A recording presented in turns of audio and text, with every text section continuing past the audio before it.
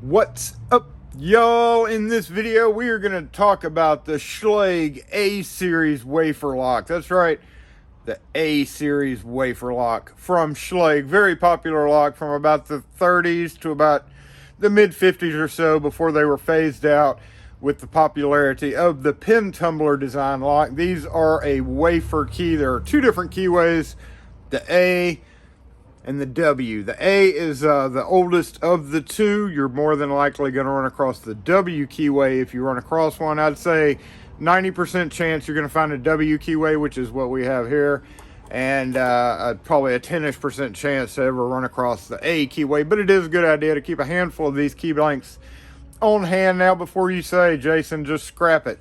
Well, and replace it. Yeah, with this bright brass one, yeah, and we're going to ignore this right now. This is for a future video, but if you go to an older customer's house and they have a house full of, say, doorknobs like this, or possibly even the old aluminum style knobs with this particular pattern that isn't made anymore, and they want to keep their original hardware but have lost the key or need it rekeyed, you can do it if you have a Lishi clipper, a screwdriver, and a few blanks. And we're going to go over that all the way from taking it off the door and putting it right back on the door. So here we go.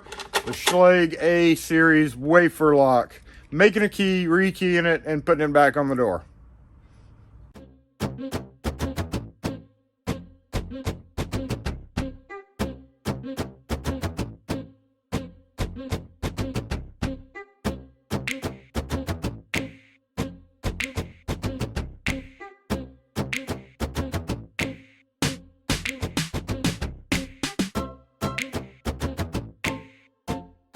Is they do not have a retainer, so you do have to take it all the way apart. If you're familiar with Schlage A Series, it's kind of a pain, but once you do it a few times, they take a little bit more time to rekey.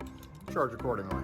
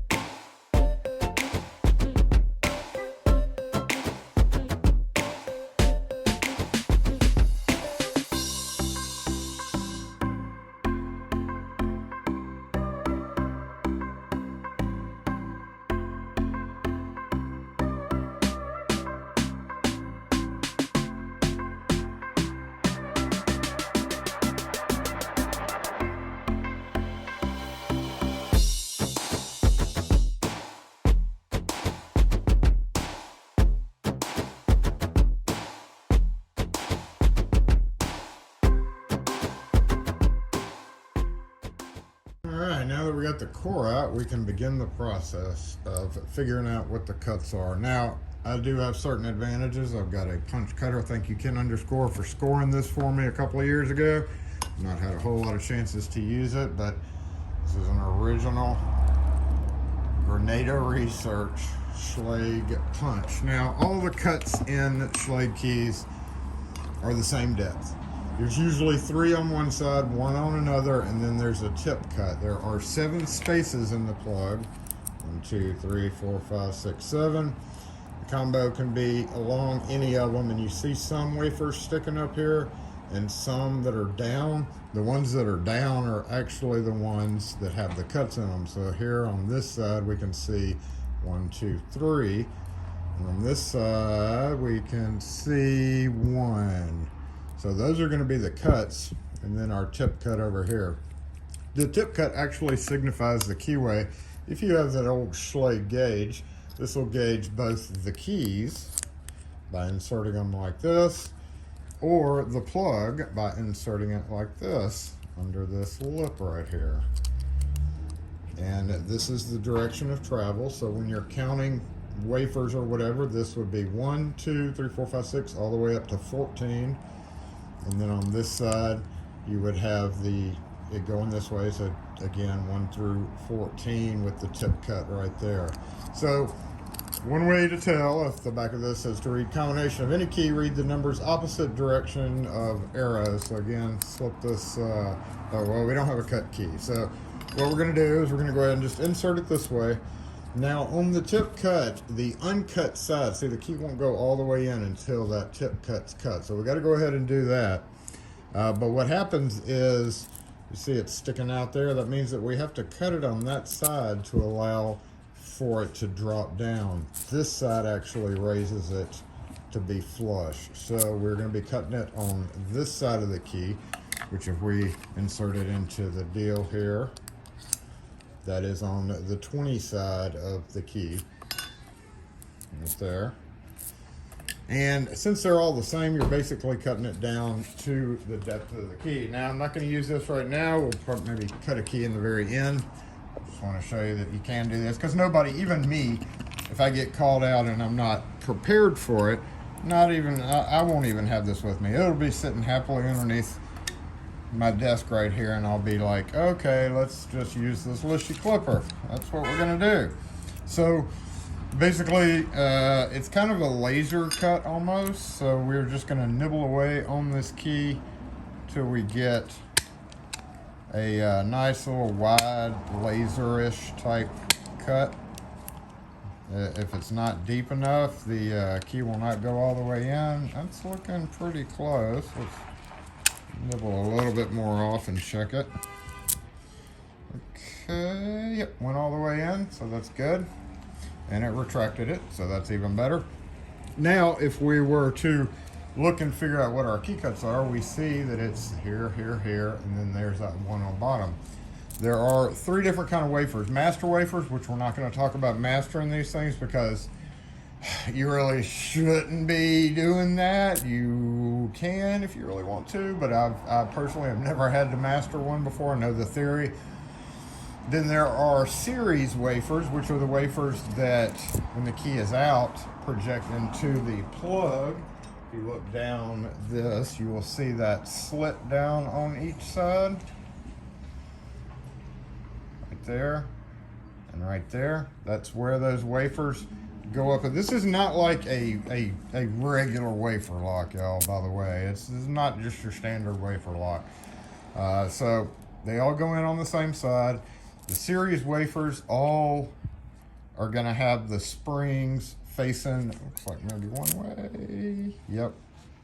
So when you put the key in, they really just pull in, and the ones that are actually need to be cut then stick out. So basically what we do is we have to cut those down in those spots. Now again, it'd be easy to do if we had this guy. We could just take this, insert it in here, and see that we need to cut 2, 6, nope, 2, 3, and 6, and 10. But since a lot of us aren't going to have that, we just figure it out. That cut, that cut, that cut. The way we're going to mark it is getting a scribe and then just carefully scribing your area on the key. Since most of them that you get are going to be brass, it'll show up fairly well. So we'll give a little mark there. We know that needs to be cut. Focus. Give it a little mark here. We know it needs to be cut. Now this is if we're making a key. If we were to have to rekey it, you don't even have to have a pin kit. You could just cut it how you want to. So you could take this wafer out and switch it with this one. So instead of marking here, you would just mark it there, knowing that you're going to switch these 2 wafers around, and that'll give it a different cut. I would recommend going a couple over if you're going to do that, but in this case, hey, all right. Where were we? Marking right here. Again, if we were rekeying it, you would just mark whatever hole we want to move it to. So if we want to move this up here, we would just mark that and not mark that. But here, we're just going to make a key. How about that? And then don't forget our little bottom one there. Scratch, scratch, scratch, scratch, scratch, scratch. All right, let's pull our key out and see. They're pretty stable. Don't go banging it around or anything, but there we can see the key marks that we need to cut. Actually fairly easy again. Now this cutter is not exactly as wide as it needs to be. This, was not designed for anywhere near Schlage wafer keys. That was not even a thought for this guy, but it does work. So let's just line it up there. That's about right. Yep. And again, we're just going to go straight to the hoop. Okay, I lost my marks. There it is. Right there, maybe. And right here. So, and then the other side.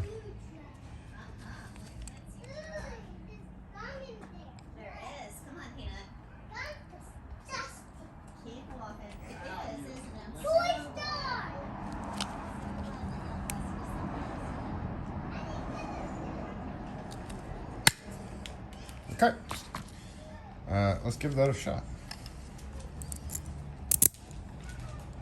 Looks like it's gonna work. We will slip it in here and see.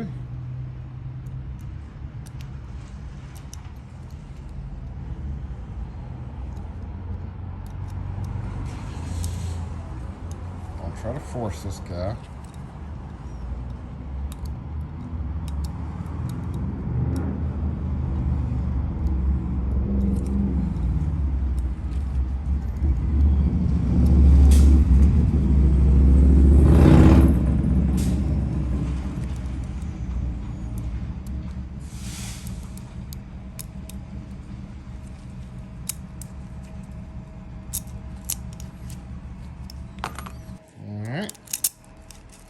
Like butter. All right, but what if we had to rekey it? What do we do? First off, we'll take it back out. And we'll switch some wafers around. So we have this key. So let's do what we were talking about earlier. Now, you don't have to switch wafers around if you happen to have one of these guys. Look at that.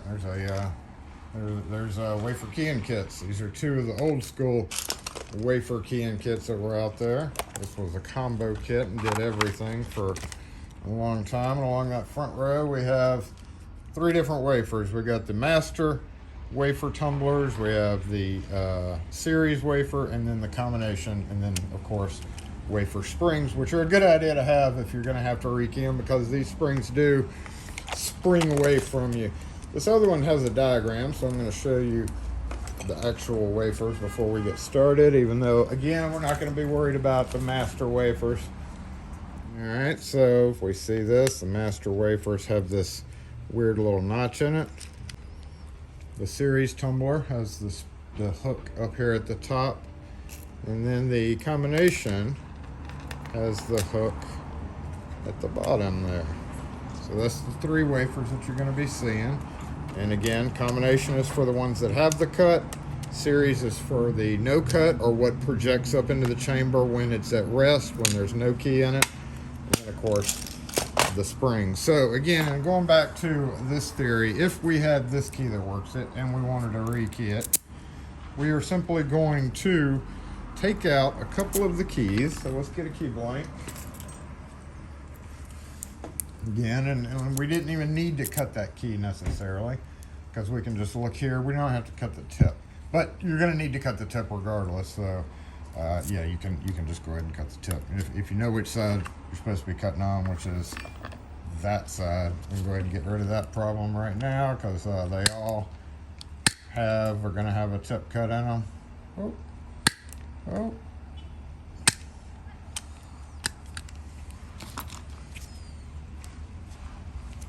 A little bit more.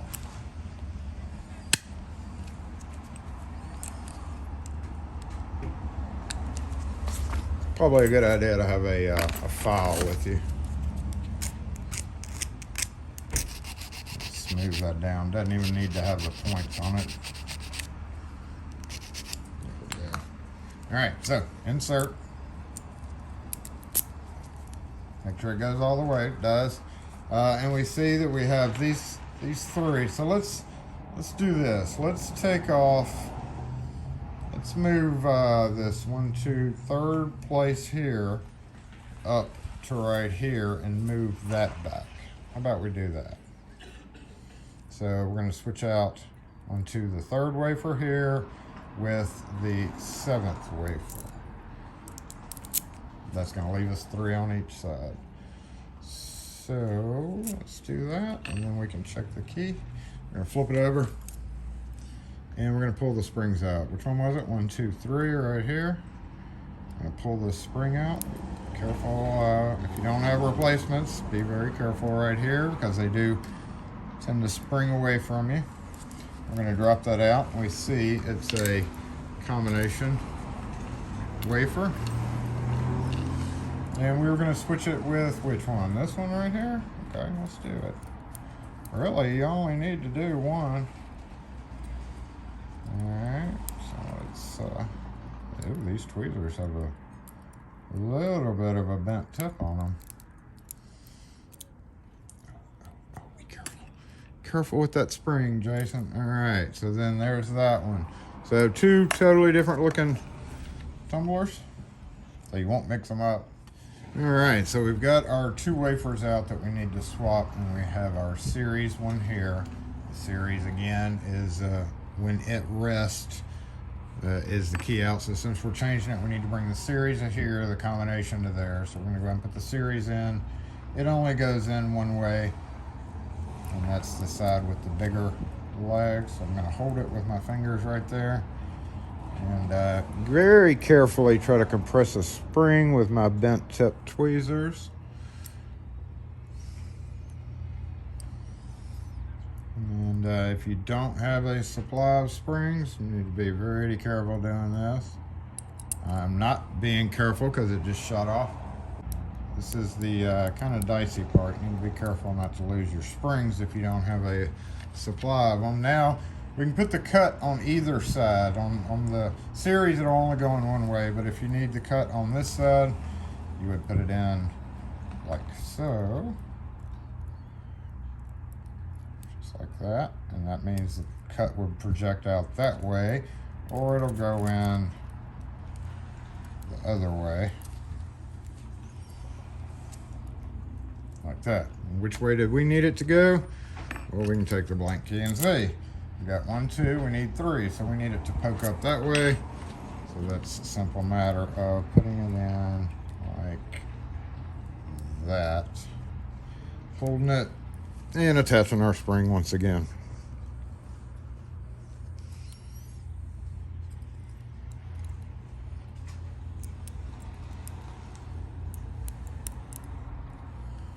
Oh, I think my tweezers are kind of being a problem on this one. There we go. All right, so now if we put the old key in, we can see it ain't right. It just ain't right, and it ain't gonna work.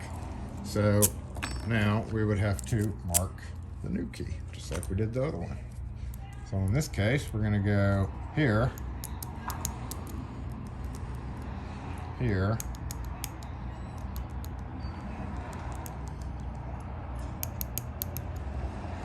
here,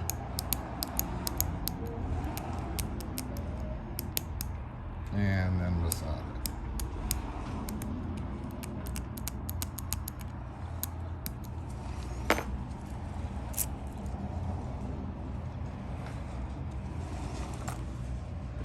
Alright, so we're going to cut that. Those two are side by side. Focus. Okay.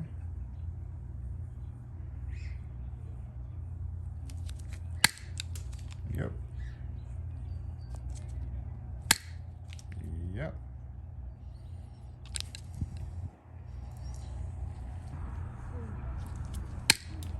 Yep.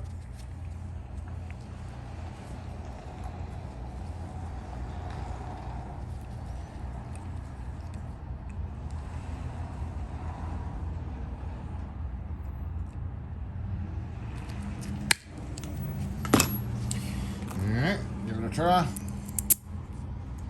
May have to widen the cuts a bit, but it looks like we nailed it.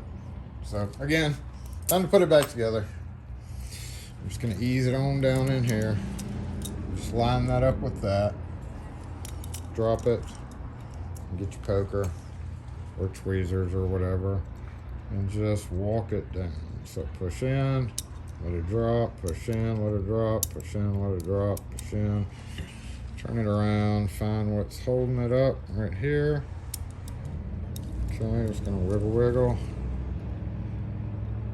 Push in. Wiggle, wiggle. Yep, wiggle, wiggle, wiggle. Push down. And check our key. And that's the key that's not supposed to work, which is good. And then this is the key that does work. Time to put it back together. And yes, just in case you missed it last time, hose everything down with lubricant, because this old grease, this one's in really good condition because it's still new old stock, but this old grease causes a lot of problems with these locks. So everything needs a good coating of Houdini, especially if it's been in the field for a while. See that grease right there? Yeah, it's lock boogies. If you have a wire brush, a brass brush, you can sometimes do this. Yeah. Shut up. And the reassembly. I didn't really have to take this part apart, but I did just for the video. Boom, boom, boom. Make sure the peg goes down just like that. Make sure these go in sideways, just like that. These used to be one piece, so you may run across where they're a little bit different setup than that. It's totally okay. Drop these in. We've got that core. We need to grab the core. We screwed up. Yes. That's okay, though. We don't have to take it all the way out. We almost forgot this guy. It is absolutely a needed piece, but luckily it's easy to ploop in here. Ploop, ploop. Yeah, okay, back in. And we have the shoop. Line up these slots. Slide this guy in.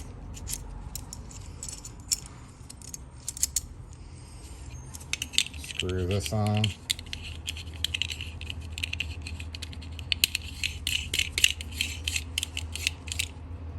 And carefully insert this. Turn it, turn it, turn it. Wiggle, wiggle, wiggle. Wiggle, wiggle, wiggle. Wiggle. At some point it'll come through there, and then turn it again, and you want it directly opposite that. So that's right. And we're going to get this guy. This is kind of the hard part, where your springs like to disappear. Practice makes perfect on this. Okay, let's get this out of the way. Hook this under there. What are you doing? Oh, you came out. Okay, you're not supposed to come out. Let's put you back where you're supposed to be. Right there. Okay. Hook through there. Hook all the way through there, and turn this around to the open teeth. And then I just kind of hold it all like that. Turn that the right way, which is just like that. And this goes in that hole. That goes in that notch. And the springs go up against that. So I take it and I kind of angle it.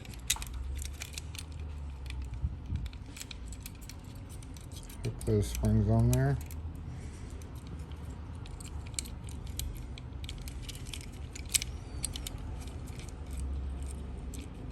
Just like that. Yep. And then I'll push this in. I'll kind of see how it's angled. Push it in. And keep my finger over it, so if the springs decide to fly out, they're contained. And then this guy goes there. Angle, angle. Push, push. Nope, sometimes it goes better one way or the other. Yep, we're not all the way down right there, so let's see if we can't fix that. Okay, there we go. It's just not all the way in. Boom. And assuming you do it right, it should all snap together correctly. We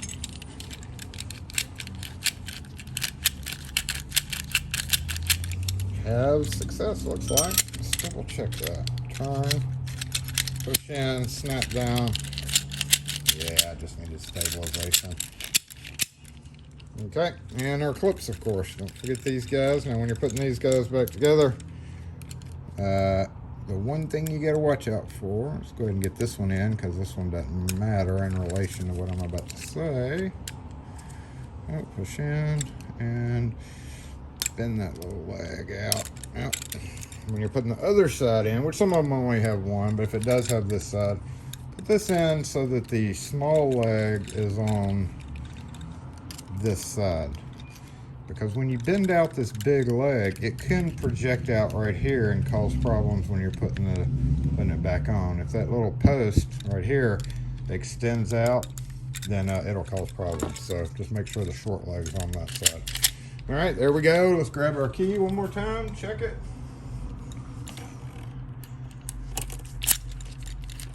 Beautiful. Let's go put it back on the door. All right, since we unscrewed this guy, I will point out, if you have a thinner door, this screw mechanism here, you would screw all the way down. So if you had an 1 3/8 door, you would screw it pretty much almost all the way down. If you had an 1 3/4 door, you would screw it back further. This one's 1.5 inches because it's builder's lumber, so we're gonna put it right about there. It won't tighten down all the way if that's not right. Make sure your teeth of your latch go into the slots right there. Just watch it think there. Push in, and you should.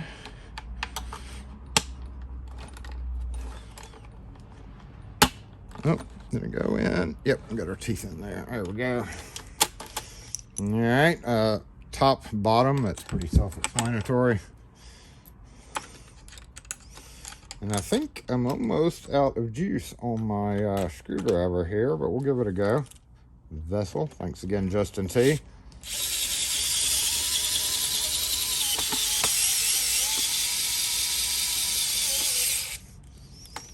This is the Japanese version, which is a higher torque model.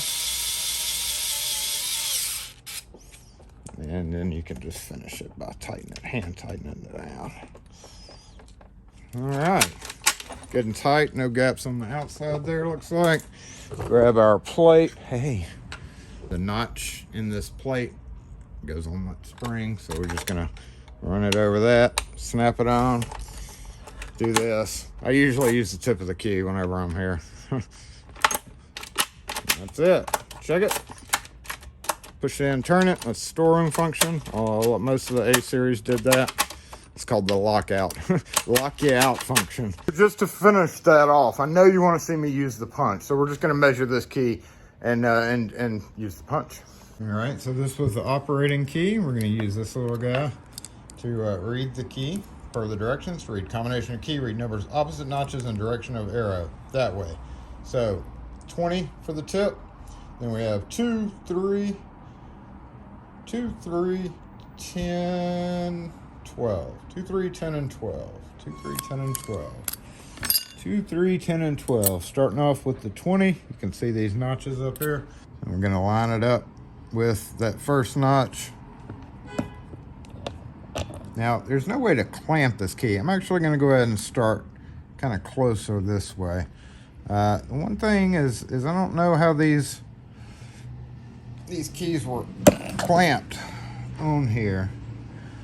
So that's maybe if you use this a lot, you would have just a regular old wood clamp or something kind of rigged up. So there's the tip cut, and remember, file. Go ahead and get rid of that little notch. It's not needed.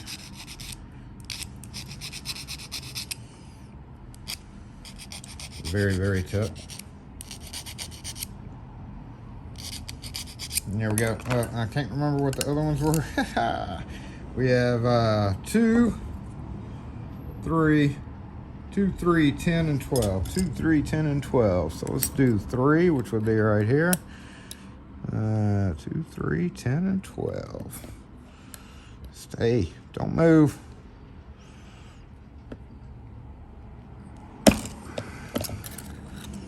Two, 3, 10, and 12. 2 would be right there, looks like. Nope, 2 would be all the way back here. All right. Don't confuse your 2s and your 12s. 2, 3, 10, and 12. And 12.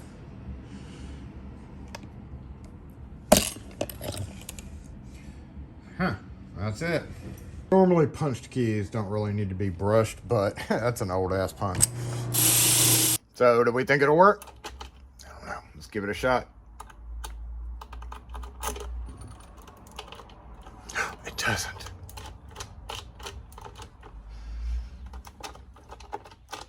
Let's widen the cuts a little bit. Well, the punch isn't working so hot, so I guess I need to do a little tune-up on that guy, but we'll talk about just doing it this way. How about that? We'll just line it up on the Lishi.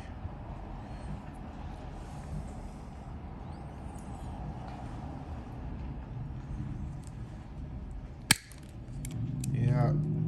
Yeah. Yeah. Yeah.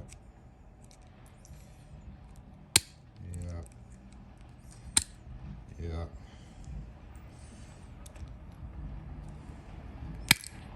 Yeah. Alright, so one of the keys was working for sure.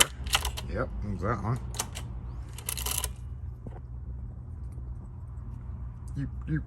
You stay right here. You stay right there. And the other one was... Ooh, beautiful. Looks like the Lishi Clipper's better than the Granada Research one. To be fair, it is like 70 years old. So anyway, if you have any questions or comments on the Schlage wafer lock, make sure and post them in the comments section. I'll try my best to answer. The A51WD bell. Just don't make them like that anymore. And as we all know, the regular A series are expensive as crap. So anyway, thanks for watching. We'll catch y'all next video.